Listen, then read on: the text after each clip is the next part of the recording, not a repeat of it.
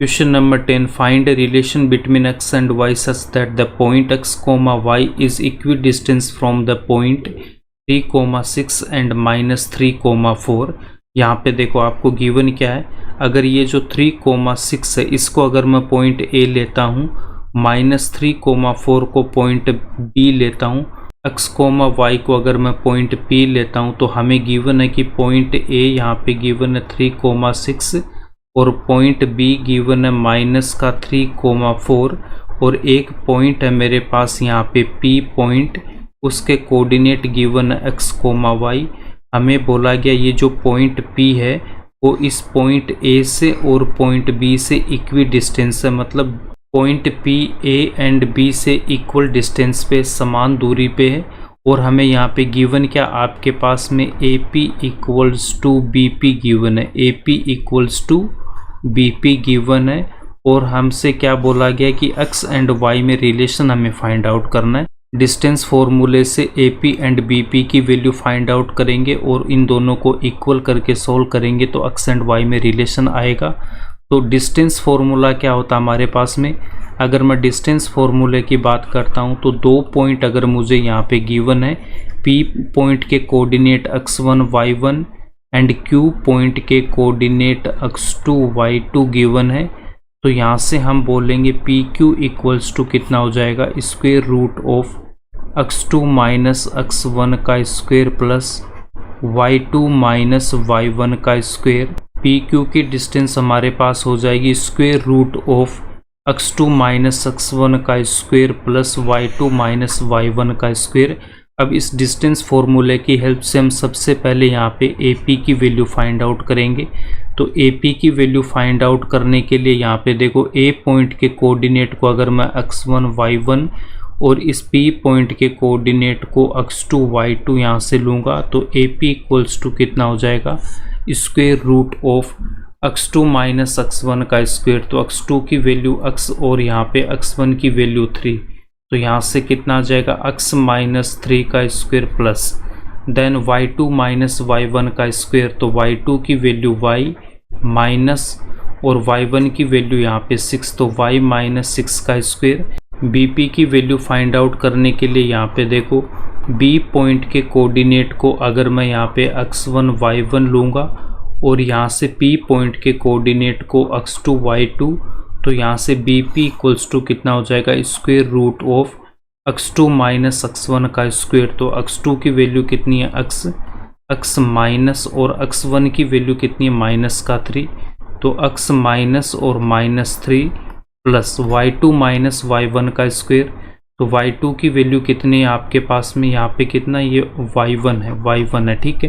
तो y2 की value यहाँ पे कितनी, y माइनस और y1 की वैल्यू 4, तो y माइनस 4 का स्क्वायर। अब यहाँ पे AP की वैल्यू पुट कर देंगे और यहाँ से इस BP की वैल्यू पुट करेंगे। तो नेक्स्ट स्टेप में यहाँ से मेरे पास में कितना आ जाएगा, AP इक्वल्स टू BP है, तो यहाँ पे मैं AP की वैल्यू पुट करूँगा। तो AP की वैल्यू कितनी है आपके पास में, square root of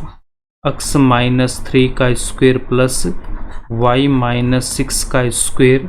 equals to BP की वैल्यू कितनी है, स्क्वायर रूट ऑफ x और यहाँ से ये जो माइनस और -3 यहाँ से कितना हो जाएगा, प्लस का 3, तो x प्लस 3 का square plus y minus 4 square. तो यहाँ से कितना, y माइनस 4 स्क्वायर। यहाँ पे हमने क्या कर रखा है, AP इक्वल्स टू हमने BP कर रखा, ठीक है। अब नेक्स्ट स्टेप में ये रूट हटाना, रूट हटाने के लिए हमें स्क्वायर करना होगा। तो यहाँ पे लिखेंगे squaring both sides, squaring both sides, दोनों तरफ वर्ग करने पर, दोनों तरफ वर्ग करने पर। तो यहाँ से जो नेक्स्ट स्टेप आएगी वो क्या आएगी आपके पास में, यहाँ पे देखो रूट x माइनस 3 का स्क्वायर प्लस y माइनस 6 का square equals to root square root of x plus 3 का स्क्वायर प्लस y माइनस 4 का स्क्वायर। दोनों तरफ स्क्वायर करेंगे तो यहाँ से देखो यहाँ पे ये जो रूट है इस स्क्वायर से कैंसिल आउट होगा और इस स्क्वायर से ये रूट कैंसिल आउट होगा और जो रूट के अंदर की वैल्यू है वो हमारे पास यहाँ पे आएगी। तो यहाँ से मैं क्या लिख दूंगा, x माइनस 3 का स्क्वायर प्लस y माइनस 6 का स्क्वायर इक्वल्स टू, यहाँ से मेरे पास में कितना आएगा x प्लस 3 का स्क्वायर प्लस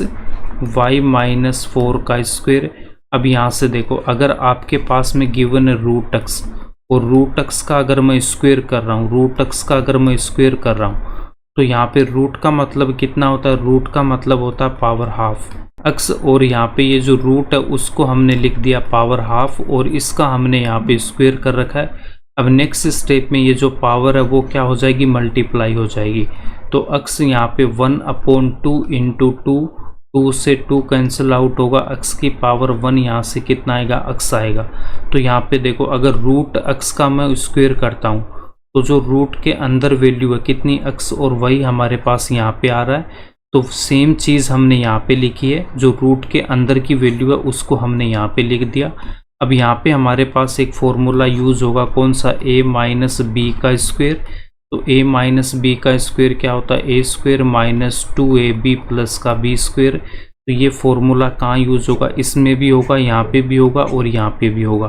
तो a की वैल्यू x और यहाँ पे कितनी है 3, इसमें a की वैल्यू y और b की वैल्यू 6, a की वैल्यू y और b की वैल्यू यहाँ पे कितनी 4, और इसमें जो फॉर्मूला यूज होगा वो कौन सा होगा, मेरे पास में a प्लस बी का फॉर्मूला होगा। यहाँ पे a प्लस बी का होल स्क्वायर यूज होगा, तो a square minus 2ab plus का b स्क्वायर। तो यहाँ पे a की वैल्यू x और b की वैल्यू यहाँ पे कितनी है 3। तो नेक्स्ट स्टेप में आपके पास में क्या आ जाएगा, यहाँ से देखो a स्क्वायर, तो इसका मतलब x का स्क्वायर माइनस 2ab, तो 2a की वैल्यू x और b की वैल्यू 3 प्लस b स्क्वायर, मतलब यहाँ पे 3 का स्क्वायर प्लस, उसके बाद में इसमें हम फॉर्मूला अप्लाई करेंगे। तो a स्क्वायर तो y square minus 2 into a की वैल्यू y, b की value 6 plus then b square, तो कितना हो जाएगा 6 का स्क्वायर, उसके बाद यहाँ पे इक्वल्स टू। अब नेक्स्ट हम इसमें फॉर्मूला यूज़ करेंगे a प्लस बी का। तो a की वैल्यू x, तो x का square plus 2 into a into b की वैल्यू कितनी यहाँ पे 3 प्लस, और यहाँ पे b स्क्वायर का मतलब कितना हो जाएगा 3 का स्क्वायर प्लस, और यहाँ पे a माइनस बी का फॉर्मूला यूज होगा, तो y माइनस 4 का स्क्वायर, तो y square minus 2 into a into b plus b square, मतलब 4 का स्क्वायर। अब नेक्स्ट स्टेप में यहाँ से देखो x स्क्वायर माइनस, अब इस 2 को मैं मल्टीप्लाई करूँगा x से 2x, और 2x को मल्टीप्लाई करेंगे हम यहाँ पे 3 से, तो कितना हो जाएगा माइनस का 6x, 3 का स्क्वायर कितना हो जाएगा 9 प्लस, उसके बाद में y स्क्वायर, फिर माइनस 2 को मल्टीप्लाई करेंगे y से तो 2y, और 2y को मैं 6 से मल्टीप्लाई करूँगा तो माइनस का 12y प्लस, और यहाँ पे 6 का स्क्वायर कितना हो जाएगा 36 इक्वल्स टू, उसके बाद x स्क्वायर, इस 2 को मल्टीप्लाई करेंगे x से 2x, और 2x को मैं 3 से मल्टीप्लाई करूँगा तो प्लस का 6x प्लस 3 का स्क्वायर कितना 9 प्लस, उसके बाद y स्क्वायर माइनस 2 को मल्टीप्लाई करेंगे y से 2y, 2y को 4 से मल्टीप्लाई करूँगा तो 8y,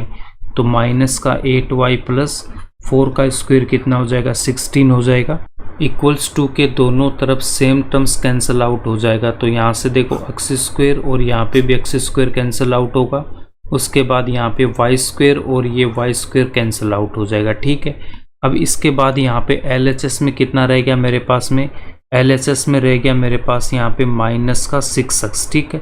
तो इस माइनस के 6x को मैं यहाँ पे लिखूँगा माइनस का 6x,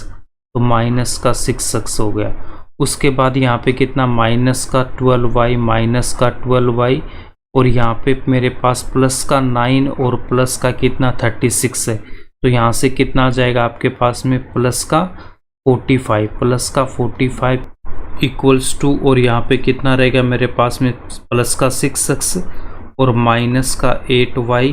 देन प्लस का यहाँ पे 9 और प्लस का यहाँ पे कितना 16, तो प्लस का कितना हो जाएगा 25 होगा। अब नेक्स्ट स्टेप में यहाँ पे माइनस का 6x और माइनस का 12y, इसको हम RHS में लेके जाएंगे, और यहाँ पे ये जो 25 है इसको मैं LHS में लेके आऊँगा। तो यहाँ से देखो इक्वल्स टू 6x को मैंने रखा एज इट इज़, और माइनस का 8y को रखा एज इट इज़, यहाँ पे ये जो आपके पास में माइनस का 6 है, इसको मैं इस तरफ लेके आऊँगा तो प्लस का 6, माइनस 12y को मैं इस तरफ लेके आऊँगा तो प्लस का 12y। अब इसके बाद आपको यहाँ पे क्या करना है, तो LHS में कितना रह गया मेरे पास 45, और ये जो प्लस का 25 है, इस प्लस के 25 को मैं LHS में लेके जाऊँगा तो माइनस का 25। अब नेक्स्ट स्टेप में यहाँ से देखो 45 माइनस 25, तो यहाँ से कितना आ जाएगा 20 इक्वल्स टू, यहाँ से देखो 6x और प्लस का 6x कितना हो जाएगा 12x,